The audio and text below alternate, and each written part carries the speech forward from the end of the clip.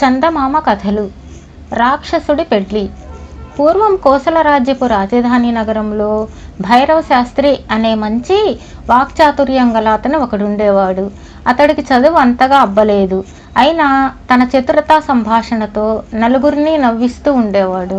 అతడి బావగారు రాజస్థానంలోని పండితులలో ఒకడు. బ్రహ్మచారి అయిన భైరవ శాస్త్రి బావగారి ఇంట ఉంటూ ఇంటి పనుల్లో అక్కకు సాయపడుతూ ఉండేవాడు. ఒకనాడు భైరవ శాస్త్రి బావ భార్యతో, మన మహారాజు గారి ఒక్కగానొక్క కుమార్తె స్వర్ణచంద్రికకు వివాహ ప్రయత్నాలు జరుగుతున్నాయి. ఆయన గారు వైదేహి రాకుమారుణ్ణి అల్లుడుగా చేసుకోవాలనుకుంటున్నారు. మన రాజ్యం కన్నా వైదేహి రాజ్యం పెద్దది.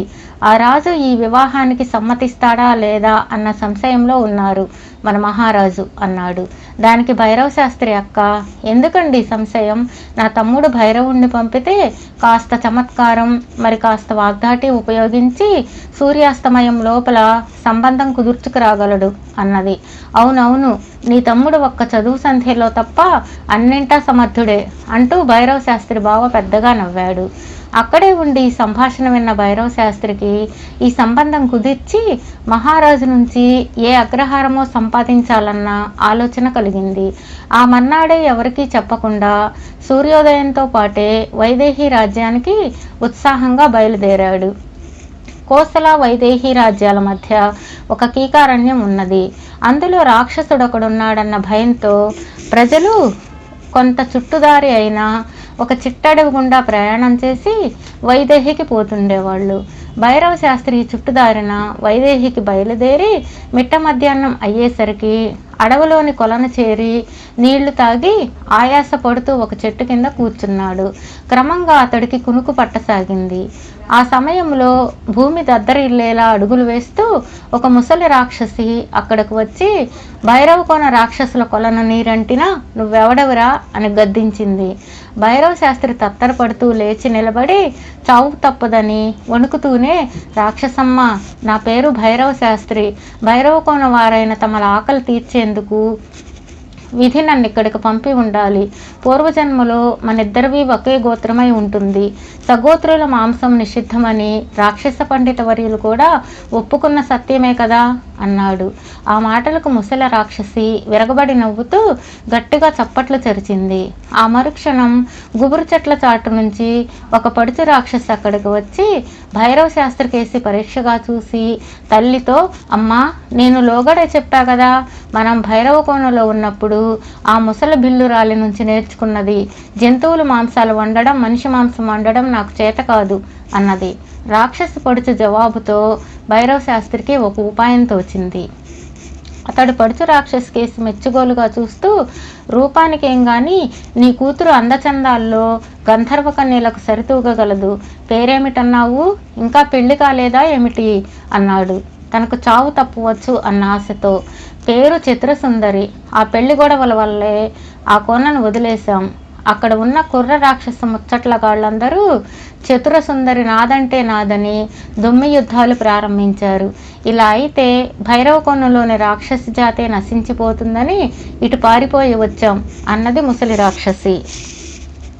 భైరవ శాస్త్రి ఆకాశం కేసి చేతులు జోడించి, ఆహా, విధిలీలలు తెలియతరమా అంటూ ఒక క్షణం కళ్ళు మూసుకుని తెరిచి, మన చతురసుందరికి తగిన వరుడు ఇక్కడికి ఆమడ దూరంలో ఉన్న కీకారణ్యంలో ఉన్నాడు. నువ్వు సరేనంటే అతడి చేత సరేననిపిస్తాను అన్నాడు. ఆ మాటలకు ముసలి రాక్షసి ఆనందపడుతూ, అరే ఒరే నరమనిషి, నీవెంత మంచివాడివి. ఈ పెళ్లి కుదిర్చావంటే నీకు వెళ్ళలేని మణిమాణిక్యాలు ఇస్తాను అన్నది. నీకు ఆ కారణంగా ధనప్రాప్తే కాక పెళ్లి కుదిర్చిన పుణ్యం కూడా దక్కుతుంది అంటూ ఆ ముసలి రాక్షసి నమస్కారం పెట్టింది. సరే అంటూ భైరవ శాస్త్రి అక్కడి నుండి బయలుదేరి కొద్ది దూరం వైదేహి రాజ్యం కేసి నడిచి ఒక చెట్టు కింద కూర్చుని ఆలోచనలో పడ్డాడు. కొంతసేపు అయ్యాక భైరవ శాస్త్రి ఒక నిర్ణయానికి వచ్చాడు. తన దురాశే గాని కోసల వైదేహి రాజుల మధ్య వియ్యం కలవడం సాధ్యమయ్యే పని కాదు. ఈ ముసలి రాక్షసుని మంచి చేసుకున్నట్లే ఆ కీకారణ్యపు రాక్షసుని కూడా మంచి చేసుకుంటే బోలెడంత ధనం వస్తుంది. అతడు అక్కడ నుండి లేచి వేగంగా నడిచి కీకారణ్యం ప్రవేశించాడు. అక్కడుండే రాక్షసుడు గుహ తెలుసుకోవడం భైరవ శాస్త్రికి ఏమంత కష్టం కాలేదు. ఒకచోట జంతువుల కళేబరాలు, అస్థిపంజరాలు కుప్పల తెప్పలుగా పడి ఉన్నాయి. ఆ దాపునే పెద్ద గుహ ఉన్నది. భైరవ శాస్త్రి తన ఇష్టదైవాన్ని ఒకసారి స్మరించుకొని నిబ్బరంగా గుహ ముందుకు పోయాడు. రాక్షసుడు గురక పెట్టి నిద్రపోతూ ఉన్నాడు. భైరవ శాస్త్రి పెద్ద గొంతుతో, రాక్షస ప్రభు, నేను భైరవ శాస్త్రిని, తమకు మేలు చేయడానికే వచ్చాను అన్నాడు. ఆ వెంటనే రాక్షసుడు కళ్ళు తెరిచి లేచి కూర్చుని, నా అంత రాక్షసుడిని కేకవేసి నిద్ర లేపే నీ సాహసాన్ని మెచ్చాను. ఇందుకుగాను గుహమూలనున్న రత్నరాశుల్ని నీకు ఇవ్వాలని ఉన్నది. కానీ ఏం లాభం? వాటిని అనుభవించడానికి 1 గంట తర్వాత నువ్వు ఈ లోకంలో ఉండవు అన్నాడు. ఆ మాటలు భైరవ శాస్త్రికి భయం కలిగించినా అవి బయటపడకుండా రాక్షస ప్రభువుల మెచ్చుకోలుకు చాలా కృతజ్ఞుణ్ణి. మేలు చేయవచ్చిన వాడికి కీడు చేయకూడదన్నది రాక్షస సాంప్రదాయం కదా. ఇంకా నిద్ర నుంచి బాగా తేరుకొని కారణంగా ఆ సంగతి తమ స్పృహకు ఇంకా వచ్చి ఉండదు అన్నాడు. ఆ మాటలకు రాక్షసుడు పెద్దగా నవ్వి, ఆహా, ఏమిరా నీ మాటకారితనం భైరవా, సరే ప్రాణాలకు తెగించి ఇంత దూరం వచ్చావు, ఆ మేలేమిటో చెప్పు అన్నాడు. తమరు పెళ్ళాడేందుకు వధువుని సిద్ధపరిచి వచ్చాను అన్నాడు భైరవ శాస్త్రి చిన్నగా నవ్వి. పెళ్ళా, వధువా, నిజమా వేళాకోళమా? ఈ ఘంటాకంఠుడి జాతకంలో ఆ యోగం లేదనుకున్నానే అంటూ ఆశ్చర్యపోయాడు రాక్షసుడు. ఘంటాకంఠ ప్రభు, జాతకాలు కూడా సమయ సందర్భాల ప్రభావం వల్ల మారుతుంటాయనేది కేవలం అశాస్త్రీయం కాదు. ఇంతకు నేను వచ్చిన పని ఇది అంటూ భైరవ శాస్త్రి ముసలి రాక్షసు నుంచి ఆమె కూతురు చతురసుందరి గురించి గొప్పగా చెప్పాడు. ఇది విన్న రాక్షసుడు సంతోషంతో ఉక్కిరి బిక్కిరి అయిపోయి, ఓహో, పద పద, నా భుజాలెక్కి కూర్చో, ఆ చిట్టడవికి తొందరగా చేరవచ్చు అంటూ భైరవ శాస్త్రిని వేగర పెట్టాడు. భైరవ శాస్త్రి గుహమూల మెరుస్తున్న రత్నాలకేసి ఆబగా చూస్తూ, రాక్షస ప్రభు, ఈ మధ్య మనుషులు ధన విత్తాదుల కోసం ఎంతటి సాహసమైనా చేస్తున్నారు. జాగ్రత్త కోసం ఆ రత్నాలను మూటగట్టి వెంట తెమ్మంటారా అన్నాడు. రాక్షసుడు గుహకు దొంగలు రావడమా? తెలివివంతుడురా భైరవ, ఆ రత్నాలను వెంట తేవడం కాదు, ఆ పెళ్ళేదో అయ్యాక నీ వెంటే తీసుకుపో అన్నాడు రాక్షసుడు గుహ ప్రతిధ్వనించేలా నవ్వుతూ. భైరవ శాస్త్రి పైపంచలో రత్నాలను మూటగట్టి రాక్షసుడు భుజాలెక్కి కూర్చున్నాడు. చీకటి పడబోతూ ఉండగా ఇద్దరూ చిట్టడవులో ముసలి రాక్షసి కూతురు ఉన్న ప్రాంతానికి చేరారు. అంత దూరాన ఘంటాకంఠుణ్ణి చూస్తూనే ముసలి రాక్షసి కూతురు చతురసుందరి తల్లితో, పెళ్లి కొడుకు చీకటి పడక ముందే రావడం మంచిదయింది, లేకపోతే అతడి రూపాన్ని గుర్తించడం సాధ్యపడేది కాదు అన్నది సిగ్గుతో మెలకలు తిరిగిపోతూ. ఇందుకు ముసలి రాక్షసి పొట్ట చెక్కలయ్యేలా నవ్వి, కారు నలుపన నువ్వనేది? మనం ఎక్కడా వేటాడేది రాత్రి వేళల్లోనే కదా. తెల్ల రాక్షసుడైనా సరే వాడు వేట దొరక్క మాడిపోతాడు అన్నది. అంతలో అక్కడికి రాక్షసుడు భైరవ శాస్త్రి వచ్చారు. రాక్షసుడు చతురసుందరిని చూస్తూనే, ఆహా, ఏ మందం, రాక్షస రూపంలో ఉన్న మోహినిలా ఉంది, నాకు ఈ పెళ్ళి ఇష్టమే అన్నాడు. ముసలి రాక్షసి కూతుర్ని, మరి నీ సంగతేమిటి అని అడిగింది. భర్త ఇష్టమే కదా భార్య ఇష్టం అంటూ చతురసుందరి 2 అడుగులు వెనక్కి వేసింది. ముసలి రాక్షసి కూతురు చేయి పట్టుకుని తీసుకువచ్చి ఘంటాకంఠుడి ముందు నిలిపి ఇద్దరి చేతులు కలిపింది.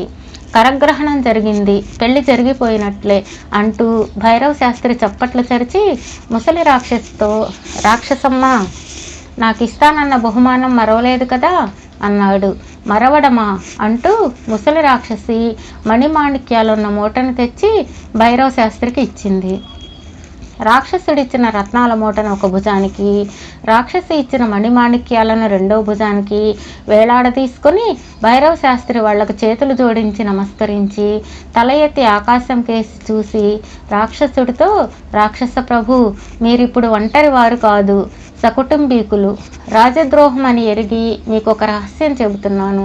తమ రాజ్యపు అరణ్యంలో చేరి జంతువులున్నే కాక రాజ్య పౌరులను కూడా విచ్చలవిడిగా చంపి తినేస్తున్న మీ మీదకి మా మహారాజు గారు పెద్ద సైన్యంతో దాడి చేయనున్నారు.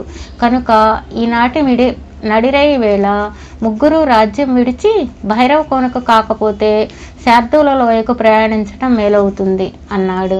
ఆ వెంటనే ఘంటాకంఠుడు పెద్దగా హుంకరించి కాళ్లతో గట్టిగా నేలను తాకిస్తూ మానవ మాతృలకు వెరచి, నేను నా గుహను వదిలి పారిపోవటమా, ఛీ అన్నాడు.